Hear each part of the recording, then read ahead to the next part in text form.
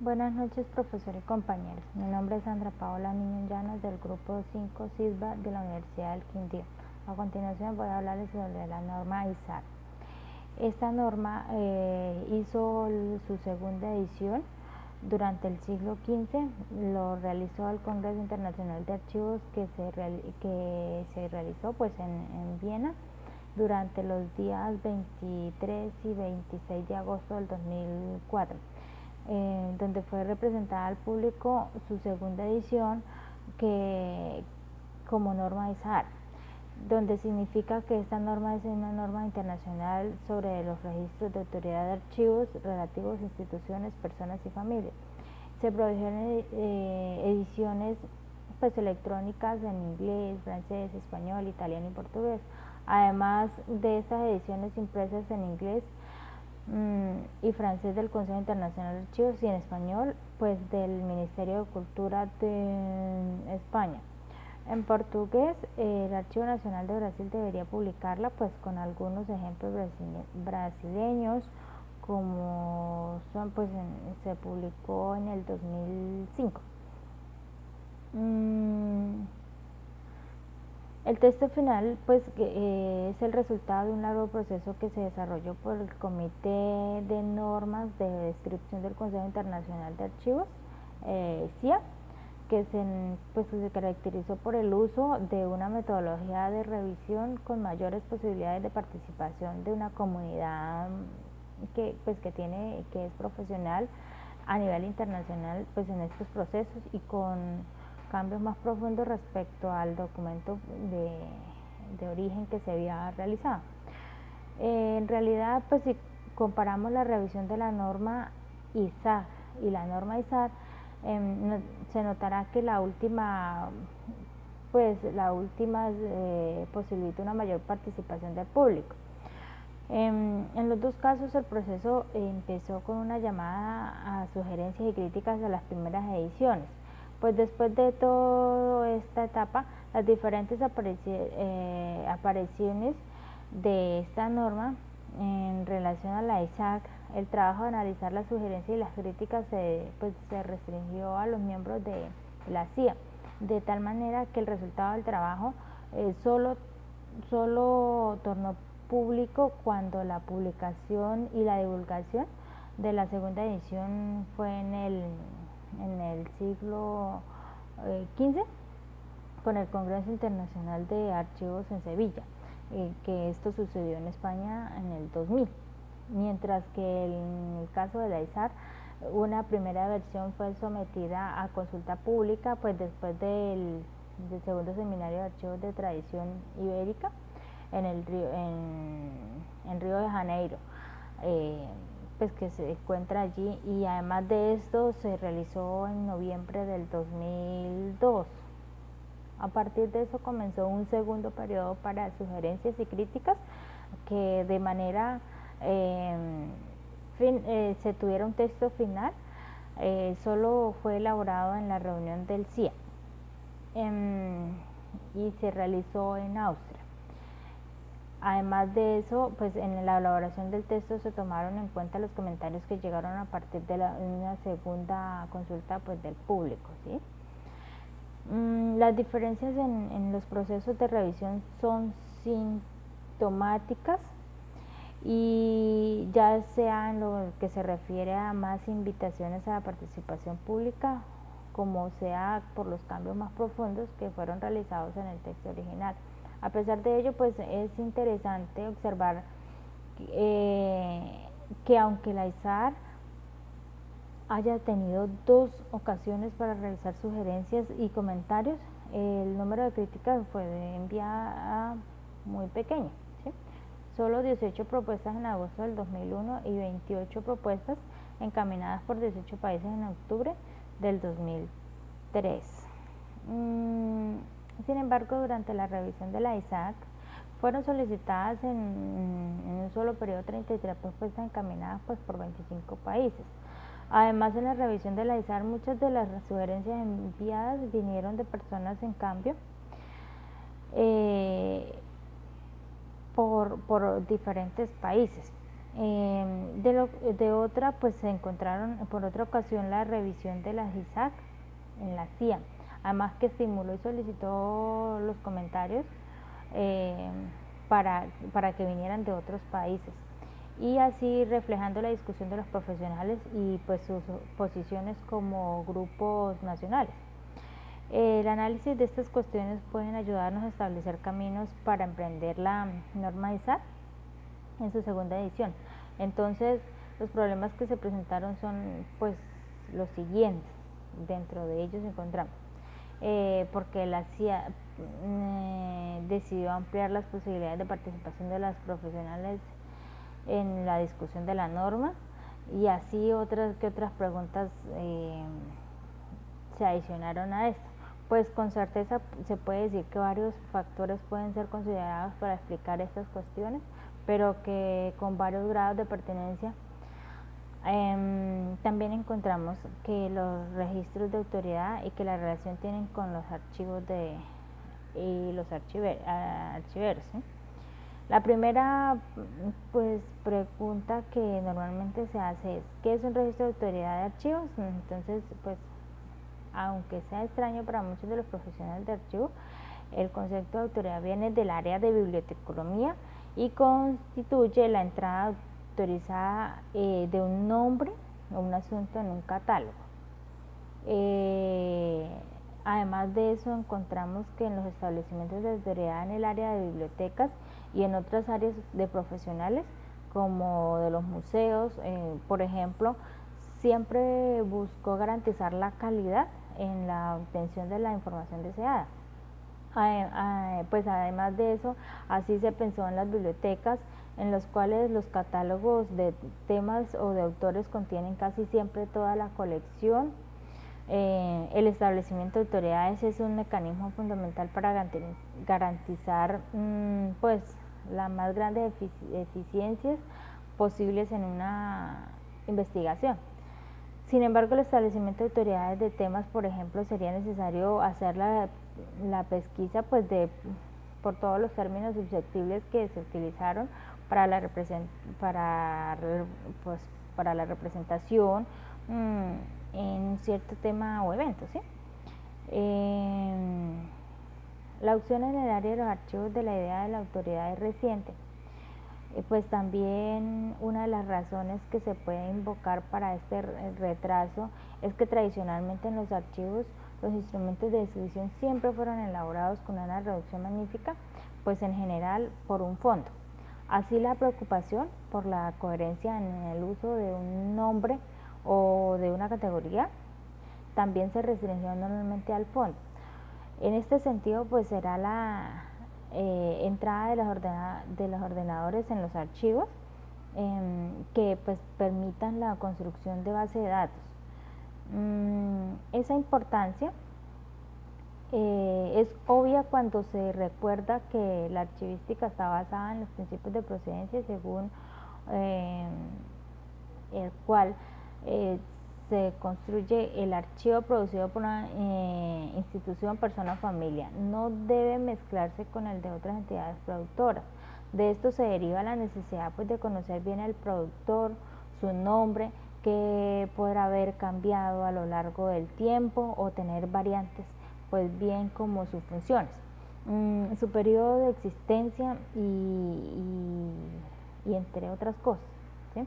Incluso porque existe la necesidad de hacer la distinción entre el productor y otras entidades como los mismos nombres o algo así o algo similar, ¿sí? Además, por razones muy variadas, pueden ser desde el hecho del productor haber vivido o existido en varios lugares, hasta las diferentes decisiones que sus herederos o los sucesores pudieran tomar un mismo fondo. Puede estar también parcelado en varias entidades, custodia de diferentes lugares o países. Además que puede ser reforzado la oportunidad del establecimiento de autoridades de archivos como un instrumento de detención de la fragmentación de los fondos. El concepto de registro de autoridad de archivo es muy similar al de autoridad de la biblioteconomía, con la diferencia de que solamente pues se preocupa con instituciones, personas y familias. Son muchas las ventajas de trabajar con registros de autoridad de archivo, entre los cuales se destaca pues el acercamiento de trabajo con los profesionales de las áreas de biblioteca y museos, lo que les permite no solamente el uso de nuestros ficheros de autoridad, sino también los habilita a usar aquellos pues que ya se construyeron. También encontramos la elaboración de un nuevo tipo de recurso para la investigación en los archivos que constituyen una base de datos en separado, pues también puede ser mantenerse siempre actual, independientemente de las fechas extremas del fondo o la colección, pues que permita que se pueda acompañar y puedan hacer sucesiones de competencia de las instituciones. Además de eso, encontramos el control de la creación y el uso de los puntos de acceso en las descripciones archivísticas, instituyendo pues entradas normalizadas de nombres, permitiendo la distinción entre los homónimos, además estableciendo las referencias pues cruzadas para las siglas, ¿sí? La documentación de las relaciones entre los diferentes productoras de documentos pues entran en entidades y los documentos que ellas mismas crearon o los recursos que se les instruye, generando posibilidades pues de identificación de porción y además de eso pues encontramos estas algunas ventajas con razones para mezclar el interés y el uso de los registros de autoridad de archivos pues en algunos países. Algunas características que generalmente se ven en la norma ISAC en esta segunda edición puede ser la norma internacional sobre los registros de autoridad de archivos relativos a instituciones, personas y familias. Trabaja más que todo 4 áreas, ¿sí? Como son el área de identificación. Esta área de identificación hace que la entidad descrita y establece formas, autoridades y nombres. El área de descripción informa acerca de la historia, de las actividades y contexto de la entidad. El área de relaciones registra y describe las relaciones entre la entidad y otras entidades. El área de control identifica e informa acerca de la creación del registro de autoridad de archivos.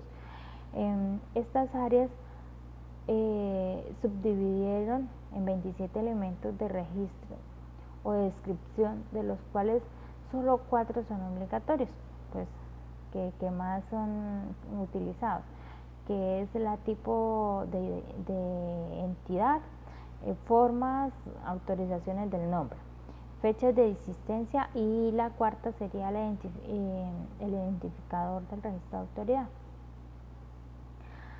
La ISAR como la ISAC, que es otra norma muy importante, por ser internacionales es bastante general, necesitada para la aplicación en el desarrollo de las normas nacionales, incluso de las decisiones institucionales. Son ejemplo de eso la necesidad de determinar cuáles serán los elementos utilizados en una descripción, lo que configura cada uno de los diferentes niveles de detalle y la manera como se elabora el identificador pues, de esos registros de autoridad que se hacen en los archivos. Además, para que ocurra el intercambio de estos registros de autoridad, es necesario la elección de un formato previamente determinado, lo que se puede resolver con la opción del archivo, ¿sí? La norma también posee además una llamada relación de instituciones, personas y familias con los documentos de archivos y otros recursos. Esto significa pues que suministra orientación sobre la forma de establecer conexiones entre registros. y otros pues otros recursos tales como materiales de archivo, pues que sean estos los documentos, instrumentos de descripción que se vuelven pues material bibliográfico y museológico en sitios web. En el caso de la relación entre los registros de autoridad de archivos y los documentos de archivo, que para nosotros es de tipo de relación más frecuente, los elementos de la descripción en la ISAR pues son propios para ella, como son nombre de o de los autores. La historia internacional, reseña bibliográfica. En cambio, en la ISAR hay una figura que demuestra cómo se hace la conexión. Encontramos en la norma ISAR la segunda edición y la realidad archivística que tiene.